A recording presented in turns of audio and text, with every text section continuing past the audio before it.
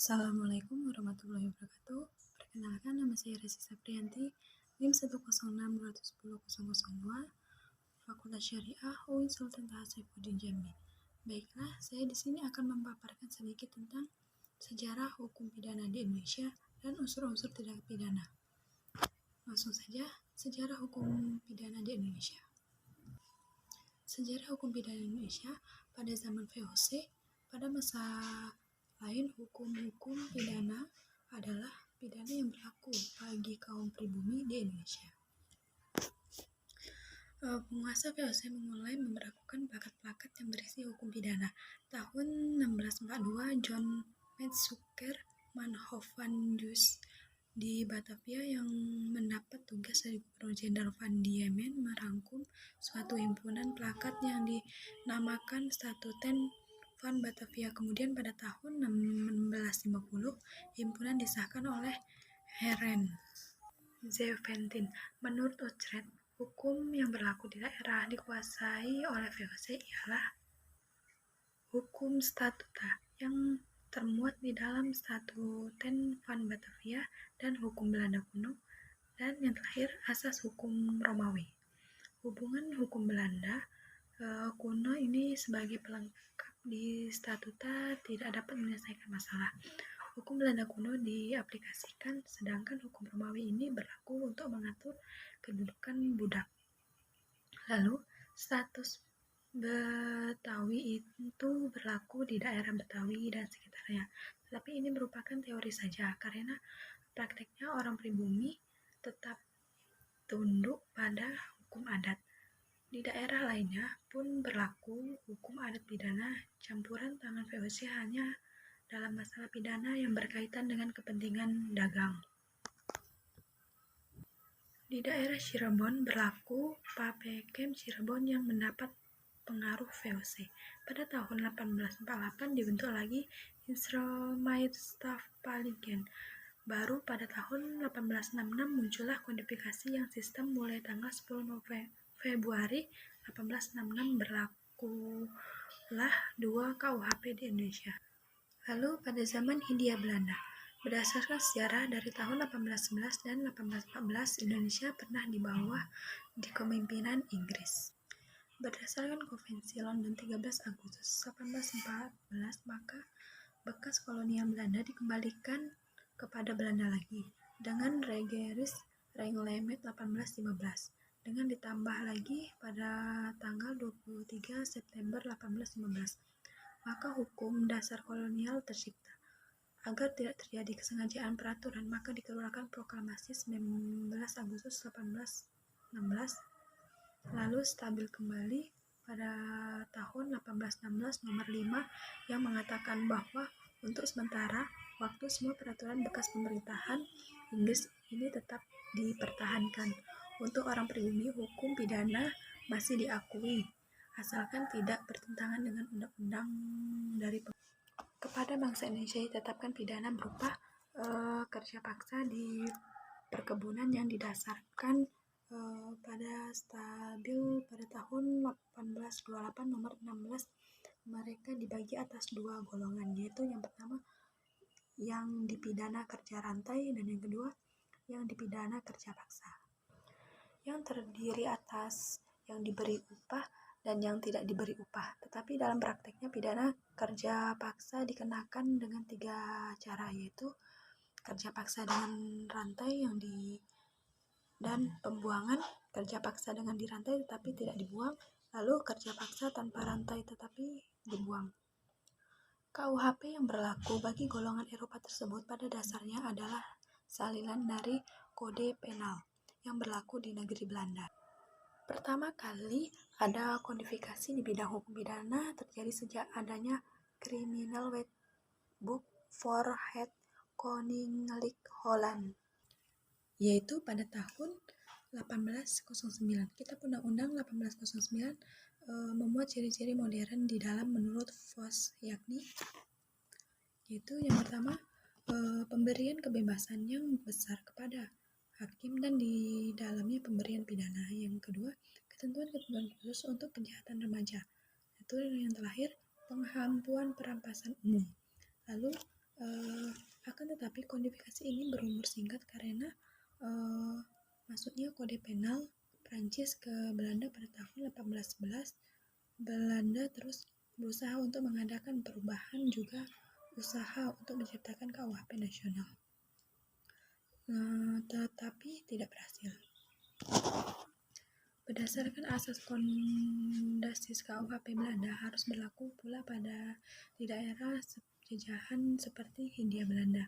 Semula direncanakan tetap ada 2 KUHP masing-masing untuk golongan Eropa dan Bumi Putra.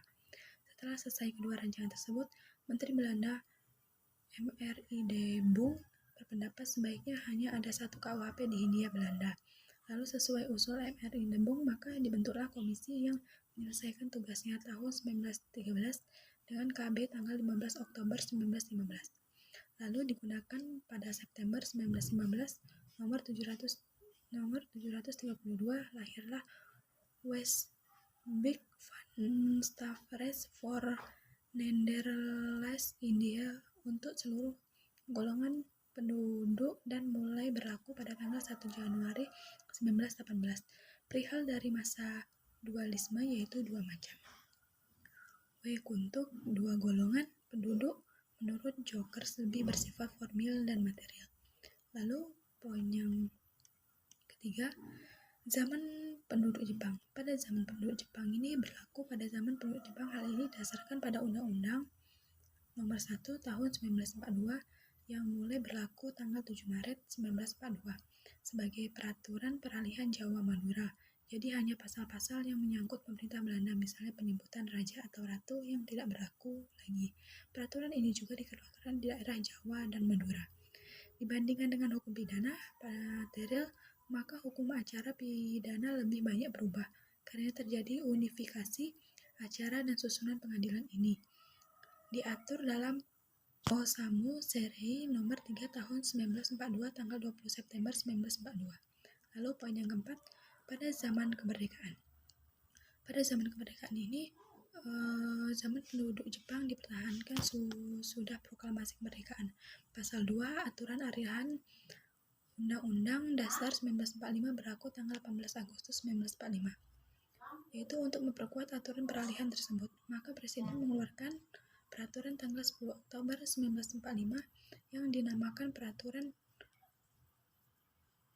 Nomor 2 barulah dengan Undang-Undang Nomor 1 Tahun 1946. Diadakan perubahan yang mendasar atas WVSI. Ditentukan dalam nomor 1 1946 tersebut bahwa hukum pidana yang berlaku mulai tahun 1946 ini, hukum pidana yang berlaku tanggal 18 Maret 1942 dengan pelbagai perubahan dan penambahan yang disesuaikan dengan keadaan. Lalu tentulah harus diingat bahwa teks asli Wetboek van Stavres sampai kini masih dalam bahasa Belanda, kecuali penambahan kemudian sesudah tahun 1946 itu yang teksnya sudah tertentu bahasa Indonesia. Jadi apa yang sering dipegang oleh pelaksana hukum adalah terjemahan dalam bahasa Indonesia, yakni corak ragamnya tergantung pada selera penerjemah. Dengan berlakunya Undang-Undang Nomor 1 Tahun 1946 untuk seluruh Indonesia berdasarkan Undang-Undang Nomor 73 Tahun 1958, maka hilanglah dualisme berlakunya 2 macam hukum pidana Indonesia. Lalu poin yang kelima, rancangan KUHP baru. Rancangan KUHP baru ini dikodifikasikan KUHP nasional yang disusun oleh putra Indonesia sendiri, yang sumbernya digali dari bumi Indonesia dengan memperhatikan perkembangan dunia modern di bidang hukum pidana. Sudah lama dicetuskan. Usahanya menuju tercapainya keinginan tersebut. Lain dapat dikemukakan usaha Basarudin SH dan Iskandar Sitomorang SH yang menyusun rancangan buku 1 KUHP tahun 1971 dan buku 2 KUHP tahun 1976. Kemudian sejak tahun 1976 telah dibentuk tim pengkajian hukum pidana yang diberikan tugas menyusun rancangan KUHP baru oleh pemerintah. Pada tahun ini disusunlah menteri-menteri yang diperlukan tahun 1980 sampai 1981. mulailah disusun rancangan buku 1 yang antara lain juga memakai KUHP lama. Rancangan Basarudin dan rekannya sebagai badan perbandingan tahun 1981 sampai 1982, rancangan buku 1 telah diselesaikan dalam arti masih kasar. Lalu pada tahun 1986 diadakan Lokarya khusus mengenai sanksi pidana di tempat yang sama. Dan terakhir Lokaryanya mengenai delik komputer dan delik terhadap penyelenggaraan peradilan. Lalu perbedaan yang mencolok antara rancangan dan KUHP ialah rancangan hanya terdiri atas 2 buku, sedangkan KUHP lama yaitu yang sama dengan WVS Belanda terdiri atas 3 buku. Dengan sendirinya perbedaan antara delik kejahatan dan delik pelanggaran di dalam rancangan telah ditiadakan. Lalu poin yang kedua yaitu unsur-unsur tindak pidana. Unsur-unsur tindak pidana ini ditentukan di beberapa unsur tindakan pidana, yaitu menjadi ciri-ciri atau sifat khas dari larangan, sehingga dengan jelas dapat dibedakan dari perbuatan lain yang tidak dilarang.